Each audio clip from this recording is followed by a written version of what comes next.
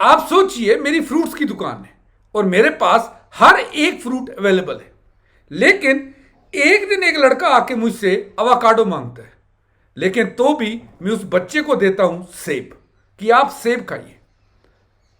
वो कहता है कि आपके पास एवोकाडो तो रखा है, मुझे दे दीजिए, तो भी मैं देता हूं सेब। वो प्रोटेस्ट करता है, तो भी मैं देता हूं सेब।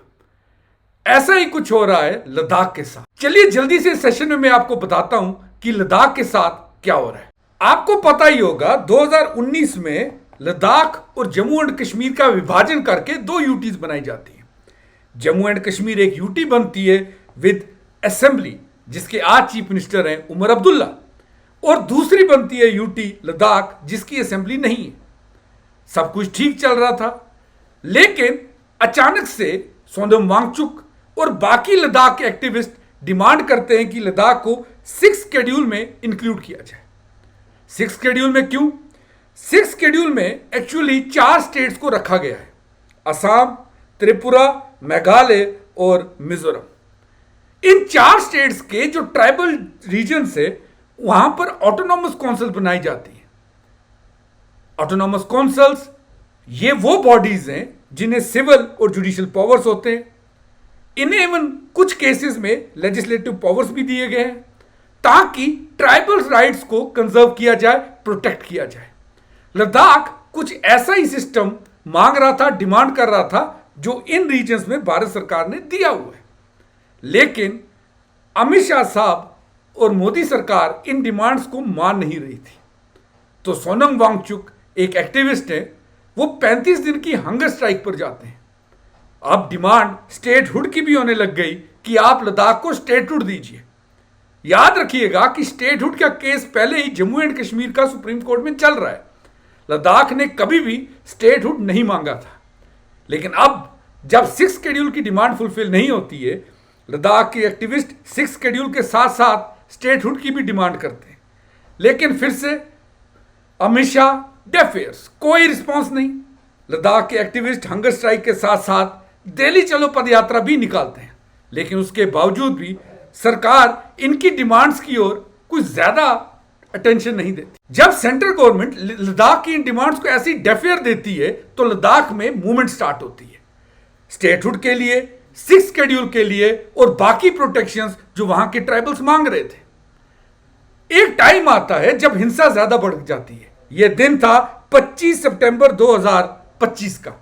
25 सितंबर की हिंसा में 4 लोगों की मृत्यु हो जाती है, 80 से ज्यादा इंजर्ड थे, और सेंटर कहती है कि ये जो जेंजी टाइप प्रोटेस्ट थे इन्हें इंस्टिगेट बाहर से किया गया था, कोई एक्सटर्नल बॉडीज ने किया था। इसी दौरान सोनम वांगचुक को भी अरेस्ट किया जाता है, भले ही उनका केस अभी भी सुप्रीम कोर्ट में चल रहा है। उनकी वाइफ ने अपील की हुई है कि इन्हें रिहा किया जाए।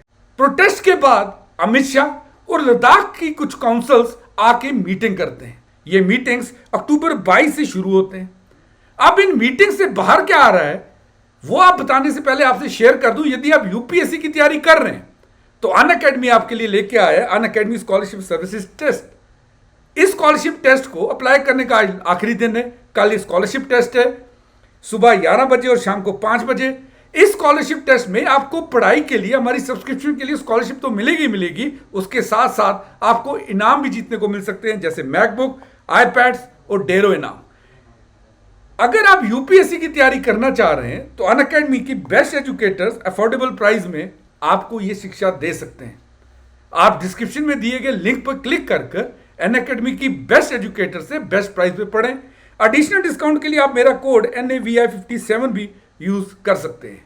हमारी हर सब्सक्रिप्शन के साथ आपको मेंस का बैच फ्री मिलेगा। वहीं अगर आप यूपीएससी की तैयारी नहीं करना चाहते लेकिन एक फॉरेन भाषा पढ़ने चाहते हैं तो डाउनलोड कीजिए अनअकैडमी की एलन ऐप। लद्दाख, जैसा मैंने कहा, गवर्नमेंट बॉडीज लद्दाख के एक्टिविस्ट से बातचीत कर रहे थे।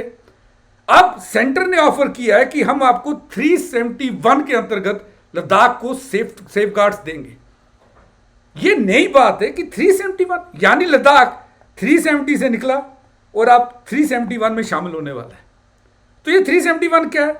दरअसल हमारे संविधान का पार्ट 21, जिसमें आर्टिकल से 369 से लेकर 392 तक temporary transition and special provision से डील करता है, इसी का आर्टिकल है 371।